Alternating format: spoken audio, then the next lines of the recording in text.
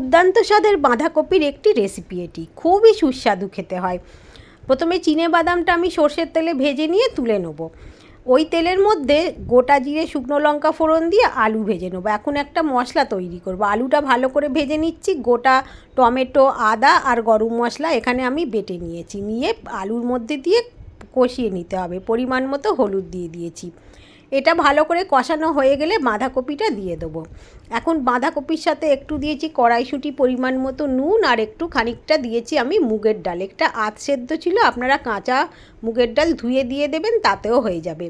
বাঁধাকপিতে জল দেবো না, চিনেবাদামটা গুঁড়ো করে নিয়েছি। এখন এই গুঁড়ো চিনেবাদামটা এতে বাদাম ভাজাটা এটা ভালো করে নেড়ে নিচ্ছি। বাঁধাকপিটা কিন্তু একদম জল দিইনি, এর সাথে গ্যাসটা আস্তে করে দিলেই সিদ্ধ হয়ে যায়। এটা খুব ভালো করে নেড়ে এখন ভাজা মশলা দিয়ে এটা একদম সিদ্ধ হয়ে গিয়েছে। অল্প চিনি দিয়েছি আর ভালো চিনি, ভালো ঘি দিয়ে নেড়ে নিলেই হয়ে যাবে, সুস্বাদু হয়ে যাবে।